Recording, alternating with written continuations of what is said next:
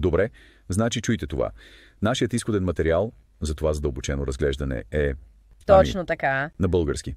Да, за бъдещето на образованието от българска гледна точка, като тяхната визия за образователни технологии. Точно така. Да, все пак е интересно, нали? О, да!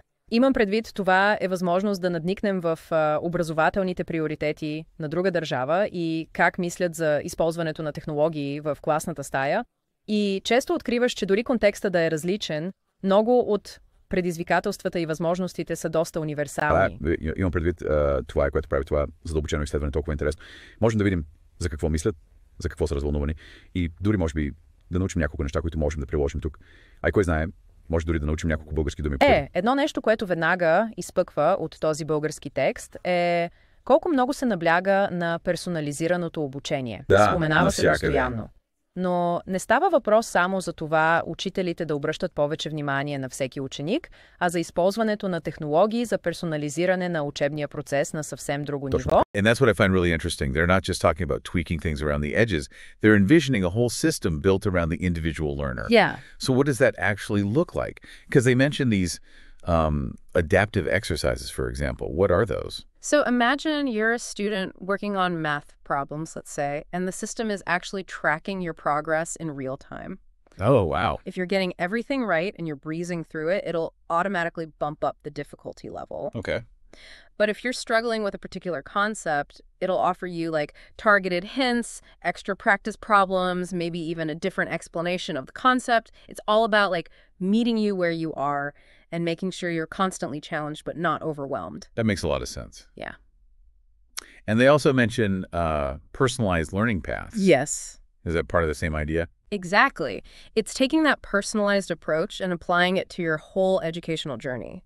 So instead of everyone following the same, linear curriculum, the system would suggest activities, resources, even like whole units of study based on your individual goals, your interests, maybe even your learning style. So it's like a choose your own adventure, but for education. Yes. I like that. Yeah, exactly. It's all about tailoring the experience to you. Okay, now my mind is officially blown.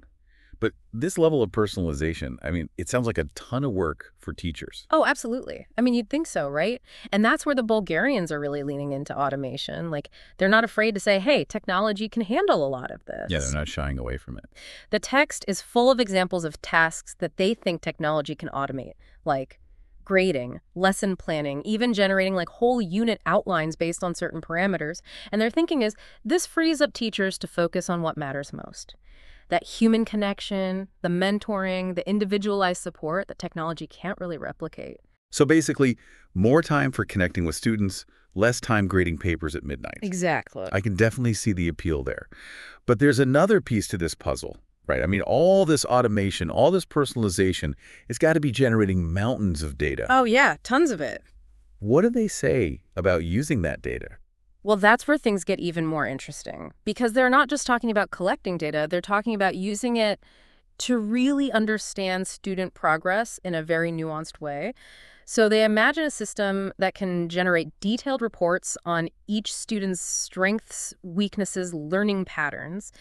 And then it can actually flag students who might be at risk of falling behind and alert the teacher so they can intervene early. Okay, so it's not just about personalized learning, it's about personalized support too. Exactly. Like using the data to make sure no one falls through the cracks. Yeah, and to adjust teaching strategies in real time. Like if the data shows that a certain approach isn't working for a particular student, the teacher can try something different. That's pretty amazing. It's like having a real-time dashboard for every student, showing you exactly where they are and what they need. I mean, it all sounds incredibly powerful. But there's a part of me that also wonders about the ethical side of things.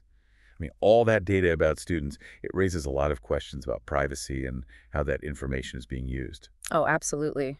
You're right to raise that question. And it's something that educators and policymakers all over the world are grappling with right now. Like, how do we balance the potential benefits of data-driven education with the need to protect student privacy?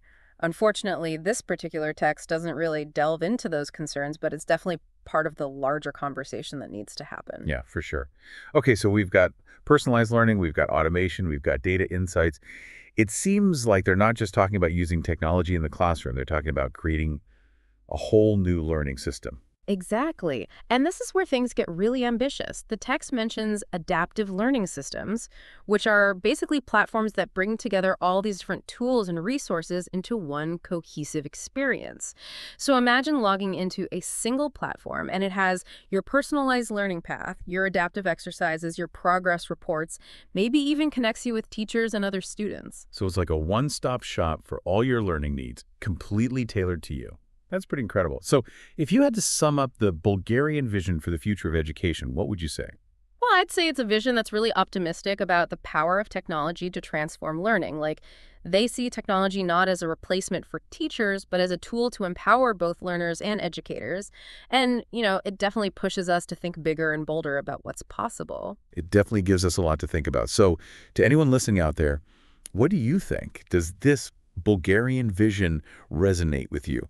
What role do you see technology playing in your own learning or teaching journey? It's definitely a conversation worth having. And that's a wrap on this deep dive. Thanks for joining us. Thanks for having me.